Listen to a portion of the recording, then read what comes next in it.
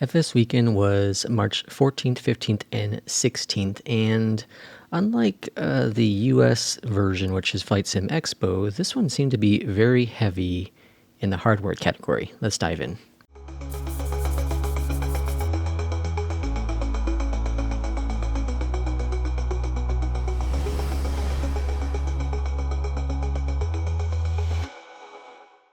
So before we get into the actual hardware aspect of things, I'm going to cover a couple really cool things. One was the Flight Sim Awards was announced, and the winners were some of the most impressive companies or developers within the Flight Sim community. Just to name a couple was Phoenix, Beyond ATC, Black Square, Duke, Winwing, and Fly-by-Wire. Those just a couple, primarily in the Microsoft Flight Sim world, but there were a couple winners in the X-Plane as well. So hats off to all of those companies and developers. In other software news, Flight Sim Studio, so they do make the EJET and the 727. They had a promo video for the EJET with a custom MCDU, which we've been waiting for a very long time. But they did show off a couple really cool features that are coming to the EJET. They spent most of their time, I think, talking about the 727 passenger version, which will be coming out in April. So in about a month or so, we'll see that version. And they're saying that they'll have some release or beta version or something with the EJET by the time of FlightSim Expo in July. Or sorry, that's in June. On Air, which is a career mode for Flight Sim, has a new UI update for this freelance dashboard. It's kind of cool. So one of the things that On Air is a little bit different from other career modes is it's pretty complex. It's very deep in its system, and new users can feel overwhelmed. I was one of those when I first got into On Air, and it took quite a while, honestly, for me to learn it. It has a really cool new UI update for its freelance dashboard. So if you want to get into On Air, this is a great opportunity when that freelance dashboard does launch. And of course, it wouldn't be a Flight Sim show without Navigraph. And they hit the ball out of the park last year at the Flight Sim Expo. This year they had something new, of course, and that was the scratch pad. Very minor thing, but either way, you can now integrate it within Navigraph in the chart software. You can now use the scratch pad to jot down frequencies and etc. So a nice new feature to Navigraph. But on to the big news, and that again is the hardware. So very noticeable names within the hardware industry for Flight Sim, and there are four I'm going to cover in this video. The first is FlightSim.com. Now, last year they came out with the yoke, and it's a force feedback yoke, very good yoke. And this year, at least at the FS Weekend, they announced two more force feedback items, one of which is a rudder, and is priced at just under $1,800. The other is a stick base that has no price. Next, we have Winwing. Now, of course, if you watch any of my videos or my streams, you know that I have a few Winwing products myself. They announced a airline throttle, which is priced at $127.95. Looks really cool. Very similar to what we see from Thrustmaster. They announced the throttle panel, so that has a spoiler, brakes, etc. on it, priced at $107.95. An MIP airline panel, which is a Boeing panel, which is something that a lot of Boeing users like myself are very much looking forward to, priced at $149.95. They also got the PDC panel, again, another Boeing item, very similar to what they did with the Airbus stuff. They're now bringing that over to the Boeing. That was priced at $84.95.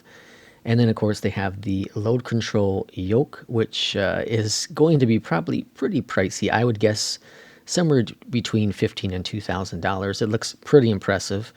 So for those who are building home cockpits, this is one big step that you're looking for. And then, of course, the force feedback joystick bases and rudder pedals, priced between $400 and $800. So it'll be interesting to see how Winwing enters this market. One of the big things that they've done that's been really good for the Flight Sim community is they have found a way to drop the price down to most users out there. and that allows more people to purchase, obviously, these high quality products.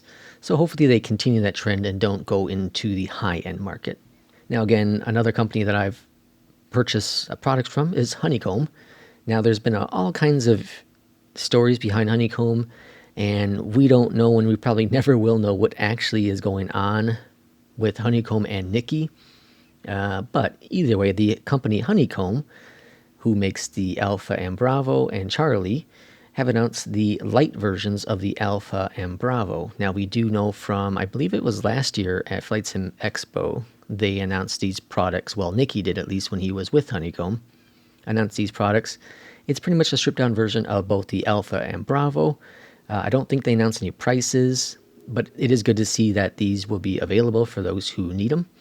The Foxtrot stick, which I know was announced at some point from Honeycomb, got announced again. And so we'll see maybe if that actually hits the product line. And then the Sierra Tango Papa Mike module. So think of it like the Bravo, but meant for Cessna or other GA aircrafts.